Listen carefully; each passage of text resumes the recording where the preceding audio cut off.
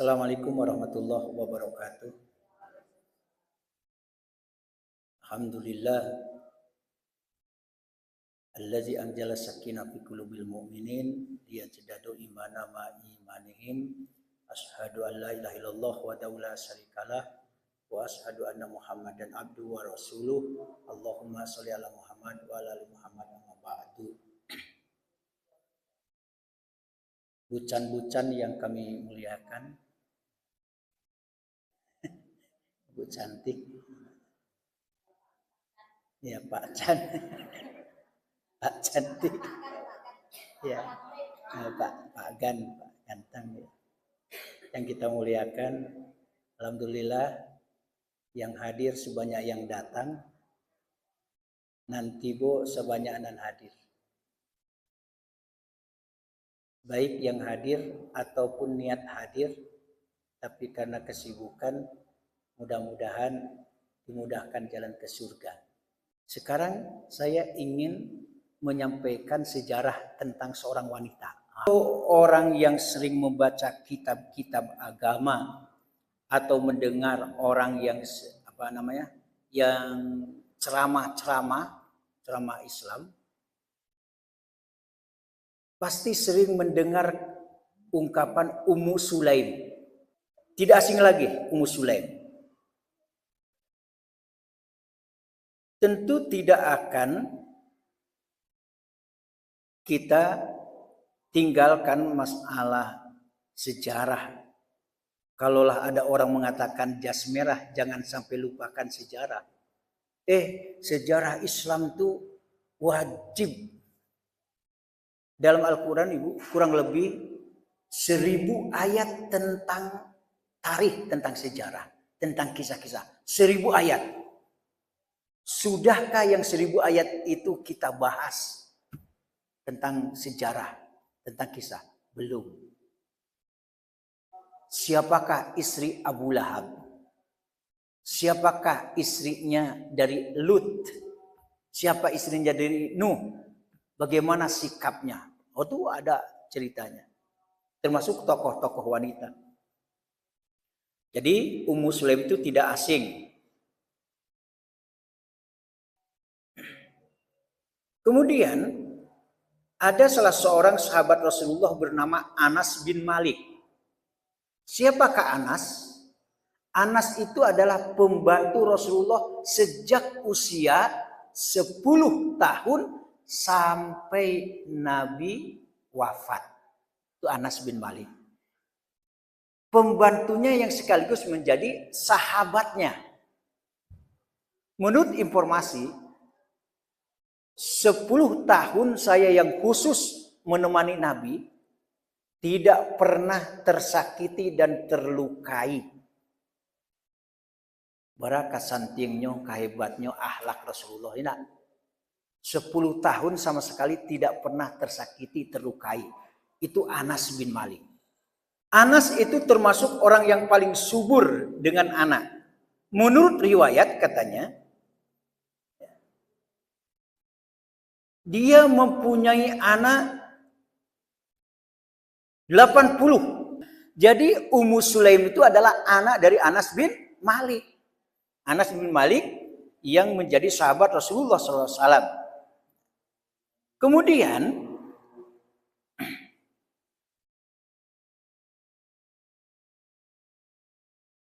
ada yang mengatakan bahwa panggilannya juga dia adalah Romlah Mulaikah. Suami Ummu Sulaim itu meninggal, wafat, terbunuh sebelum ia masuk Islam. Ya, sebelum masuk Islam. Kemudian Ummu Sulaim masuk Islam dan menjadi sahabat Rasulullah. Ketika Ummu Sulaim dilamar oleh Zaid, adalah seorang yang terkenal, yang masyhur dengan kunyah, julukan dan namanya adalah Abu Tolhah. Pernah Anda mendengar kata-kata Abu Tolhah? Pernah ya? Menjadi sahabat Rasulullah juga. Ya. Nama aslinya bukan Abu Tolhah, tapi Zaid. Ya, Zaid. Muslim tadi suaminya kan sudah meninggal ya. Sudah meninggal. Nah, ternyata Zaid melamar Ummu Sulaim. Abu Thalhah tadi. Apa kata Ummu Sulaim? Ya. Orang yang semacam engkau tidak layak lamarannya ditolak. Tetapi engkau adalah seorang kafir. Nah, gitu. Jadi kok dulu tak jadi anak awak atau anak sialah anak kemanakan kita pacaran. Kiranya dia ingin dia orang kafir.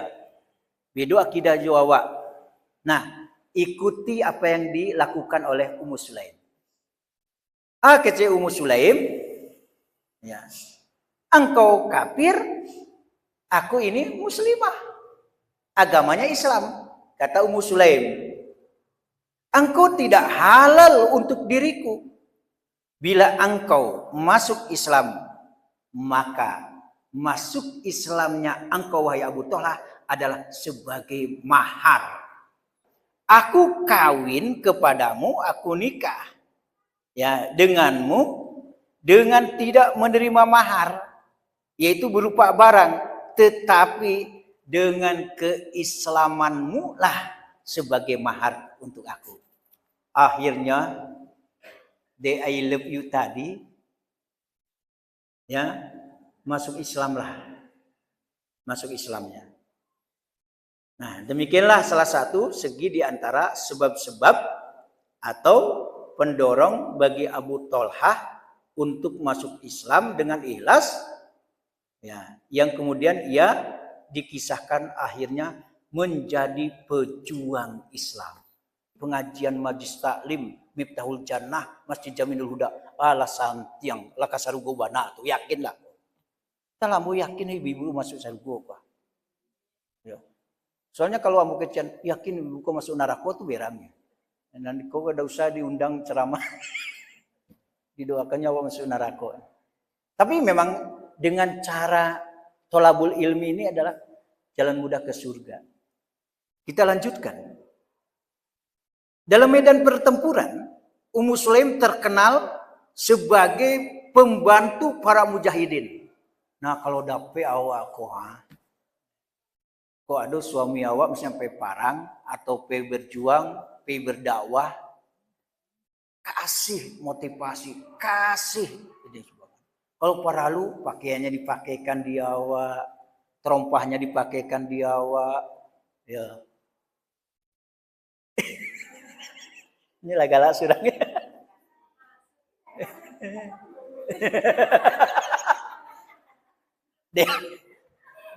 Di awal data biasa itu masalahnya. Data biasa, tapi ada orang membiasakan datang suaminya, tiba dah, assalamualaikum. Nah, siko jarang. Mungkin geli, aneh gitu ya nak, aneh. Data biasa enak aja. Dibukakan bajunya, cari gantinya. Kalau mandi, bela mandiri, mandi surang ya. Model itulah. Nah, Ummu Sulaim bukan saja untuk suaminya, tetapi juga untuk para pejuang Islam. Nah, perlu dicontoh. Nah, makanya diceritakan tentang perempuan-perempuan ini, perempuan hebat ini gunanya. Kalau tidak tak karajo dia mungkin ada sisi dan bidang lain nan kita bisa karajokan. Kalau tidak kasamo jo para sahabat kan gitu. Dalam sejarah Ummu Sulaim ini adalah dia menjadi sebagai pembantu para mujahidin. Apa yang diurus? Mulai dari suplai makanan Ummu Sulaim. Ya. Kemudian di samping makanan menyediakan air Ummu Sulaim. Merawat dan mengobati orang yang menderita luka-luka Ummu Sulaim. Desa yang enak Ummu Sulaim. Ambo bukan mangan orang rumah dah.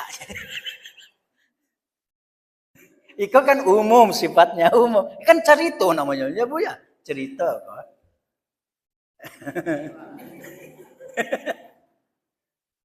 Ya Allah. Mengobati. Sedangkan suaminya Abu Thalhah yang Zaid tadi dikenal sebagai juru panah yang ulung. santiang memanah. Jadi kalau perang, terdepanlah Abu Thalha itu sebagai pemanah yang paling hebat. Nah, gitu. Nah, sama dengan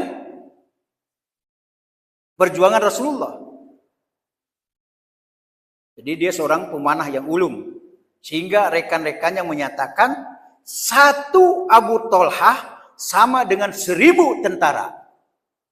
Begitulah kawan-kawannya bilang, satu Abu Thalha sama dengan 1000 tentara. Itu bandingannya. Barakat santingnya itu Abu Thalha. Kalau lama masuk Islam udah itu dia Iwana. Sehingga Rasulullah menyatakan, la sautu Abi Thalha fil jaisi khairun min fi'atin. Suara Abu Thalha dalam laskar lebih utama daripada tenaga satu rombongan tentara. Itu baru suaranya saja. Baru suaranya saja.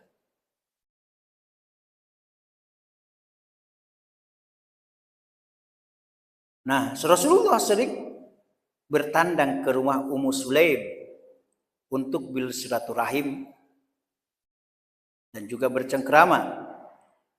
Dan pada saat demikian Ummu Sulaim sering dengan sengaja memasak sesuatu makanan yang disiapkan untuk Rasulullah.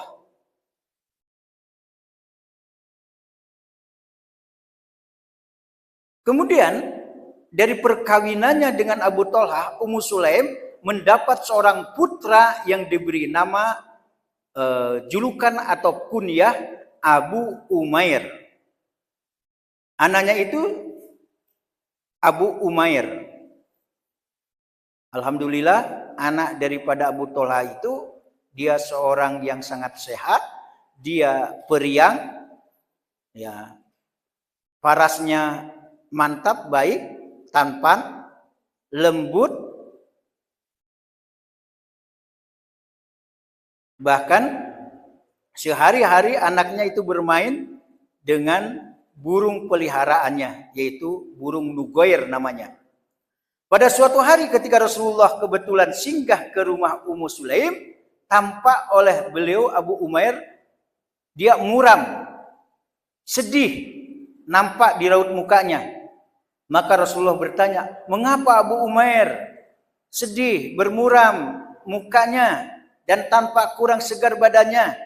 Tatkala itu Ummu Sulaim menjawab, burung nugair Abu Umair mati.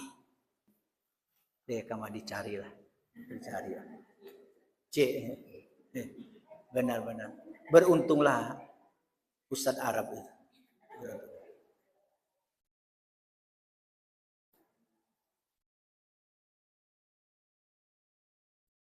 Kemudian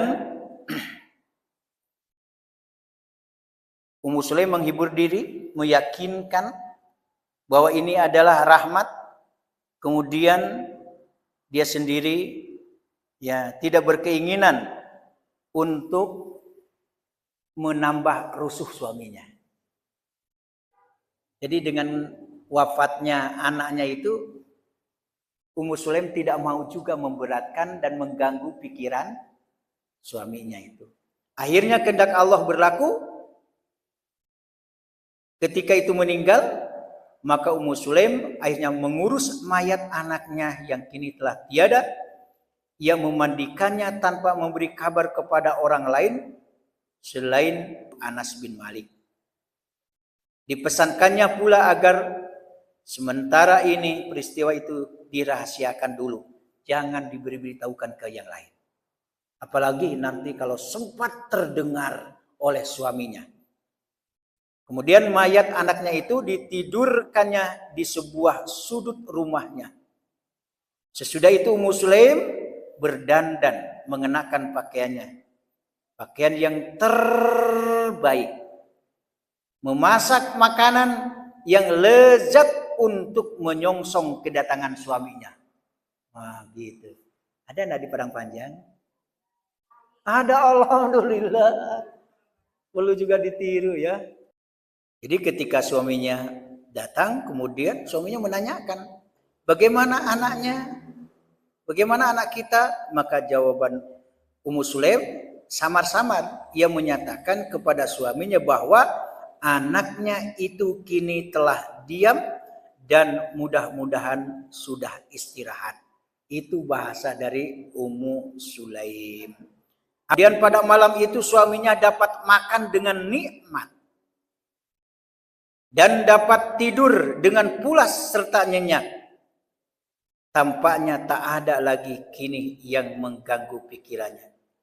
Dan memang demikianlah seharusnya, sebab tidak ada gunanya seandainya malam itu dia bersedih, sedangkan mayat anaknya pun tidak akan dapat dihidupkan kembali, dan tidak mungkin pula untuk diurus pada malam itu juga ke kuburannya. Maka singkat cerita, keesokan harinya yaitu pada waktu subuh, baru rahasia itu dibuka oleh Ummu Sulaim. Kemudian Abu Thalhah agak berkecil hati dan marah kepada Ummu Sulaim. Wahai Abu Thalhah, bagaimana pendapatmu jika ada orang yang meminjam sesuatu kepada kawannya, dan ketika pemiliknya minta kembali barangnya apakah kita marah? Misalnya meminjam barang, urang nan punya barang itu, apakah kita akan tahan-tahan? Jan, biarpun ini milikmu sekarang jadi milikku, kan tidak mungkin. Nah, itu yang dilakukan oleh Ummu Sulaim. Tidak boleh ia bertindak demikian. Sesungguhnya pinjaman harus dikembalikan kepada pemiliknya. Itulah yang dikatakan bahwa apapun yang dipinjam sementara bersama kita, ketika yang punya itu mengambil, jangan sekali-kali ditolak dan ditahan, maka harus ikhlaskan, berikan kepada yang punya barang tersebut. Apa mananya? Itu yang mana inna lillahi wa inna ilaihi raji'un. Ambo tanya dulu ibu-ibu. Ibu cinta enggak sama suami? Oh tentu iya, kalau enggak keterlaluan. Sayang enggak sama suami? Iya, sayang. Coba, ibu rela dan ikhlas enggak suami awak meninggal misalnya? Berarti janji ya enggak nangis-nangis ya? Nangis boleh. Ya, boleh. Kalau ayo mato, boleh ya. Makanya ambo tuh kadang heran. Tidak boleh karena ayo mato kuah ka mayat. Mana dalilnya dado, cialahnya dado dalilnya itu. Boleh. Awak kan pakai perasaan atau pakai kece orang seisu, bukan kece Nabi, kece Allah. Itu udah ba'a doh. Iya biasa, sedih itu biasa. Tapi apakah kita ingin kalau suami kita, apakah kita tidak menerima, tidak ikhlas? Harus menerima dan wajib menerima dan harus ikhlas. Kalau tidak ikhlas, udah gini saja. Pernah ada kan sampai menggarung-garung, memaki-maki, sampai marato-rato dan sebagainya. Ya, tidak namuh di tagahannya. De suami den ko ba ko awak jusia beko. Begitulah kira-kira. Nah itu. Akhirnya, Bu, kalau memang ibu tidak ikhlas, namun tidak, suami awak yang sudah meninggal itu tetap saja bersama ibu di kamar dalam bilik, biarpun sudah meninggal. Indoklah Ustaz. Nah, kalau tidak namu di kamar, adilatan salah suami awak yang sudah meninggal itu di ruang tengah rumah awak. Indoklah Ustaz. Kalau tidak namu di ruang tengah tuh, di ruang tamu lah. Indah ya Ustaz. Di teras lah. Indah Ustaz. Betul enggak? Kalau suami kita sudah meninggal, mau enggak terus di rumah kita? Lebih baik ibu cari suami lagi. Kalau Lay bisa amanah ya, bisa membimbing anak-anak dan dirinya. Tapi kebanyakan rasanya tetap aja suami kita yang pertama adalah yang terbaik. Bukan ambo mau managan dan jando-jando untuk kita. Silahkanlah kalau. Ya. Lalu ia menerangkan segala sesuatu yang telah terjadi atas dirinya. Maka Rasulullah kemudian mendoakan Abu Thalhah dan Ummu Sulaim agar Allah memberkahi mereka berdua. Doa Rasulullah diijabah, dikabulkan, diperkenankan. Abu Thalhah mendapat putra lagi yang diberi nama Abdullah. Tuh, diganti oleh Allah. Ternyata didoakan oleh Rasulullah. Datangnya kepada orang soleh. Jadi kalau kita datang jangan ke dukun. Kalau ada masalah, jangan. Lebih cari orang soleh. Hebatnya, ya, anaknya yang bernama Abdullah ini mempunyai 9 anak. Nah, jadi berarti cucu dari Abu Thalhah dan Ummu Sulaim. Ya, Abdullah ini punya anak 9. Yang ke-9-nya itu hafal Al-Quran. Hebat ini.